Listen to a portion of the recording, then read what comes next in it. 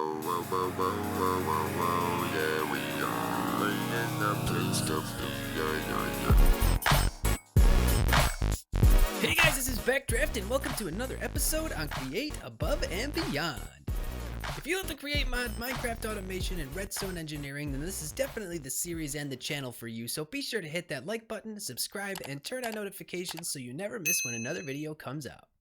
So the link to the playlist for this series is down in the description. If you missed last episode, I highly recommend that you go and catch up, because in last episode we built this absolutely massive gold farm that churns out about 2 to 3 gold ingots per second. It involves 36 magmatic dynamos consuming lava, 11 different igneous extruders creating granite, crushing down into the red sand and then washing for a chance to get the gold nuggets. This thing is absolutely wild, and it's going to carry us into the continuation of this project for this episode, because we are on a path to get infinite resources. So continuing with this project, in this episode we are going to build our giant vat, which is going to go in this empty spot right here.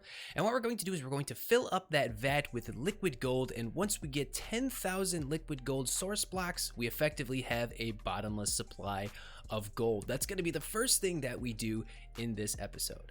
Before we get cracking with that, I have a couple side notes. I have participated and will continue to participate in the first ever Create Mod Build Battle series with my good friend Polart. His channel will be linked down in the description of this video. You guys can head over there and give him a sub. I will be doing more collabs with him in the future. We'll be building all kinds of crazy things using the Create Mod. Another note, I've noticed that my last few videos for some reason have had some kind of weird blurring effect when the camera's moving around in certain clips, and I've noticed that it has to do with my editing software, and I think it's because I'm actually rendering my videos in 1440p when they should be 1080p.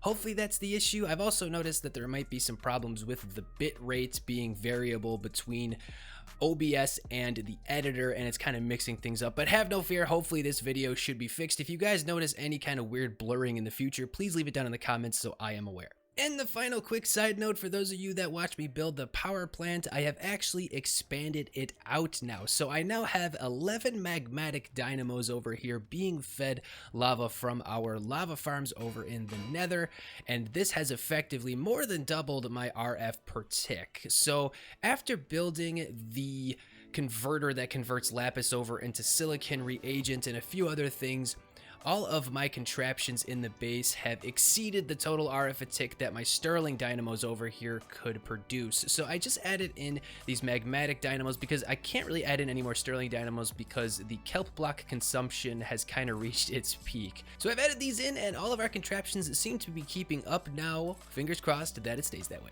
Now back to the project at hand. I've laid down the foundation for the vat and built one of the glass columns. This is how tall the vat is going to be. Now I put down the schematic cannon here, but I'm not actually going to use the schematic cannon to build this thing. I can build it much faster. So in my hand right here, I have what is called an infinity wand. This is from the construction wand mod.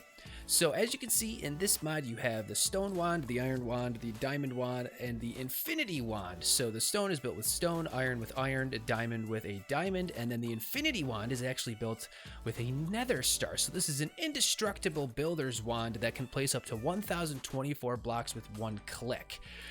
Yeah, it's pretty OP. I should have built it earlier in the series. It would have helped with building quite a bit, but this is essentially how you use it. So this orange column right here, I need to move it out to this block over here. So if I just click, it places the entire column in with one single click. Look how fast that was. So this is the idea that I'm going to use to build the rest of the vat. We should have this done in no time and we can start filling it up. Okay, so here's the final wall.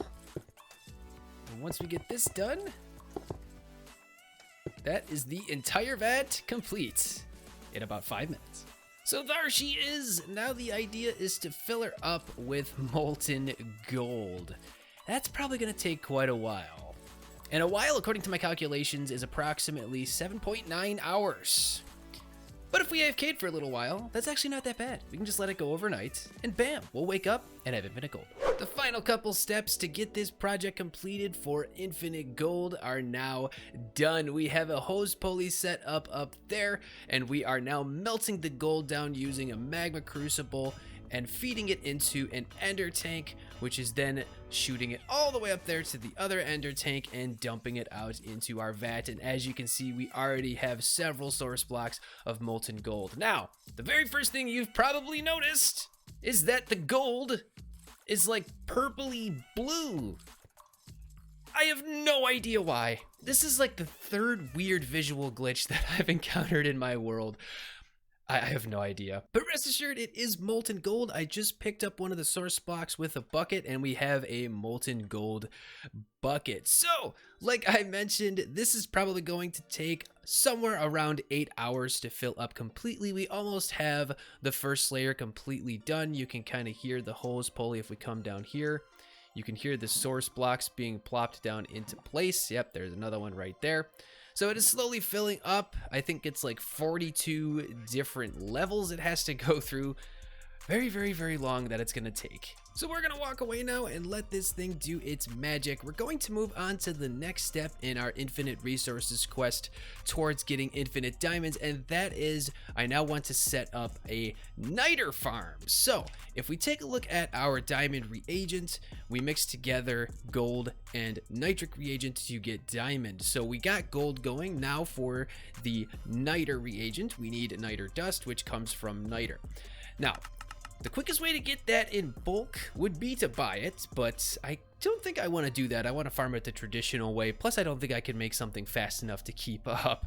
So what we can do is we can actually set up some pulverizers, and we can pulverize sandstone, and you have a 30% chance to get niter from pulverizing the sandstone. And if we feed in a catalyst like flint, that would actually give us a better chance to get niter for each sandstone that we pulverize. And we'll actually get flint from this process, because I think what we'll do is we'll produce a bunch of cobblestone, and then we'll just grind that down into gravel, and then grind the gravel down into sand, and then compact the sand into sandstone, I think is how we're going to do it. And then we'll feed the flint into the pulverizers to boost our chances of getting the niter. So I'm going to set up a concept for this, and then like we did in last episode, we're probably going to come up with something mega.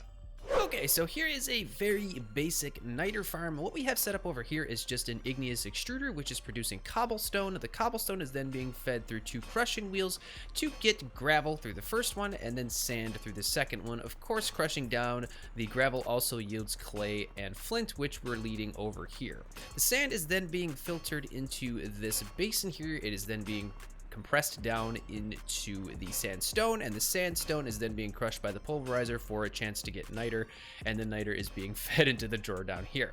So that flint is also coming out and going into the pulverizer to act as a catalyst, and as far as I know, the catalyst gives us a better chance of getting the niter. And we're also producing 2 sand per sandstone, which is then being fed back into the basin and recycled. So this is a very basic niter farm. So much like our starter gold farm, this is nowhere near fast enough. This thing's been running for maybe like 10 minutes, and we got 130 niters, so it is nowhere near fast enough. So once again, we got to come up with something much more mega than this. And once again, that is more like it. So what we have here is we have 4 by 5, so that's 20 pulverizers by 20, so 40 total pulverizers go into work, and we have 1 mechanical press per 4, so that means we have 1, 2, 3, 4, 5, 10 mechanical presses all going at once, distributing out the sandstone to these pulverizers, and we're powering them all using magmatic dynamos, and this thing is just going like absolutely crazy. So this is producing niter ridiculously fast. I don't even really know how fast it's producing it. You can see that it's ticking up super quickly. So the way that we're actually supplying this farm with the sand is I've actually repurposed our farm over here that we're currently using to produce our gold, and instead of feeding in just red sand, we're actually feeding in gravel, so we'll have to produce gravel, and then that's being crushed down into the sand, and our flint and clay is just being scrapped for now. We could feed the flint into the pulverizers, but honestly, this thing is already fast enough. I'm not too worried about it.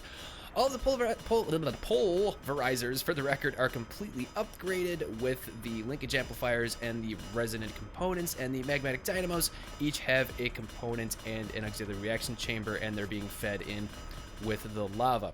Now, for the record, for up here, we only have 4 of these active. That's actually all it takes to supply the farm because of the recycled sand that comes out of the pulverizers as well. So once we're done with our gold production, we're just going to repurpose this farm to produce the sand, and then we're going to build out this bad boy. So let's finish up that gold production and get cracking with this.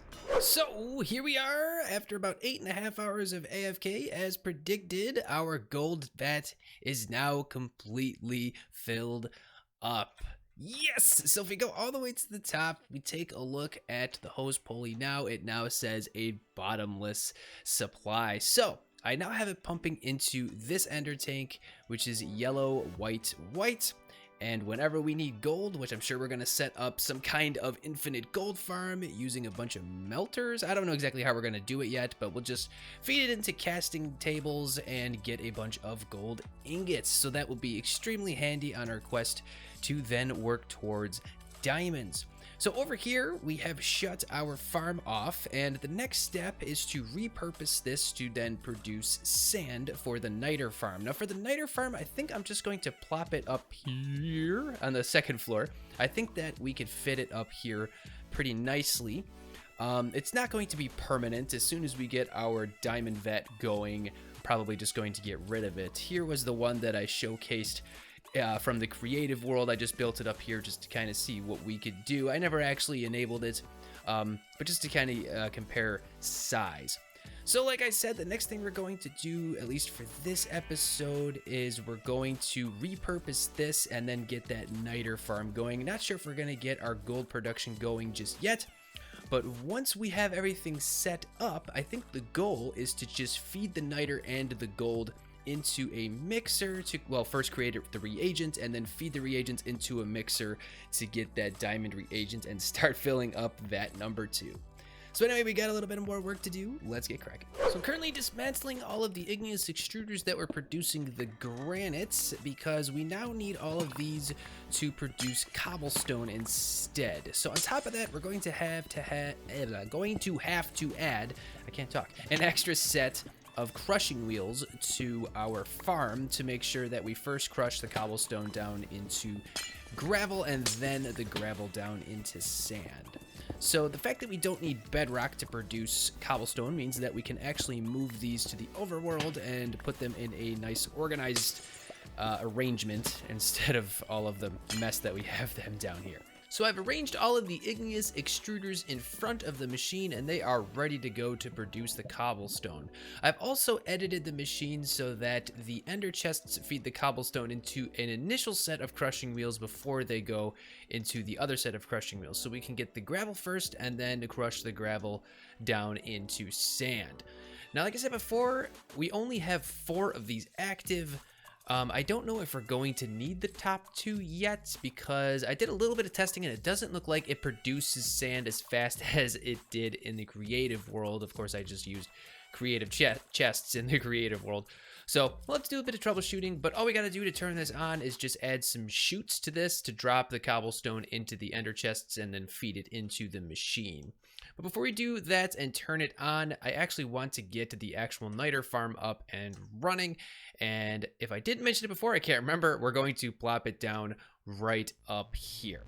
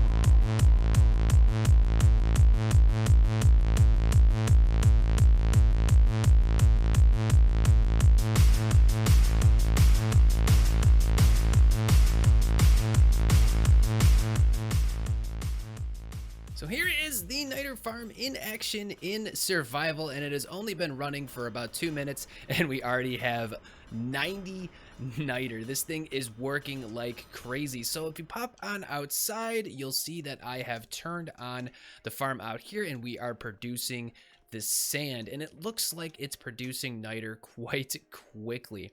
So the final step would be, well, few steps. The final few steps would be to set up some gold bar production, then create the gold reagent, create the niter reagent, and mix it together to get the diamond reagent. So here is the final product, the diamond assembly line in action, and as you can see, it is currently cranking out a ton of diamonds. This will slow down as time goes on, but let me explain exactly what we got going on. Over here, we are pulling liquid gold from the gold vat outside, creating gold ingots, feeding them through crushing wheels, and then creating the gold reagent right here. The gold reagent is then being fed into this mixer. From this side, we're feeding the niter into some crushing wheels, creating the nitric reagent, and then feeding that nitric reagent into the same mixer.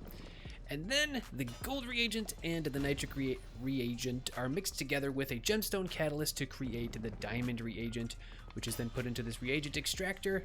The diamond dust is compacted down into diamonds, and this is where they are collecting.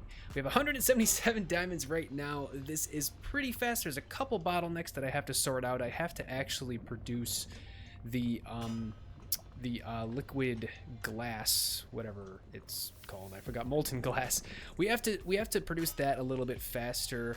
And we also have to do a couple more things just to make sure that this is as efficient as possible. But ladies and gents, this is all the time I have for this episode. In the next episode, hopefully we will start filling up that diamond vat.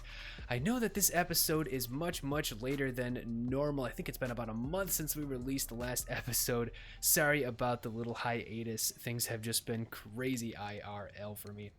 So if you guys like this video, please don't hesitate to hit that thumbs up, and be sure to hit that subscribe button and the bell for notifications, and I will see you guys in the next one. Take care. Bye-bye. Yeah, we are in the place to be. Yeah, yeah, yeah.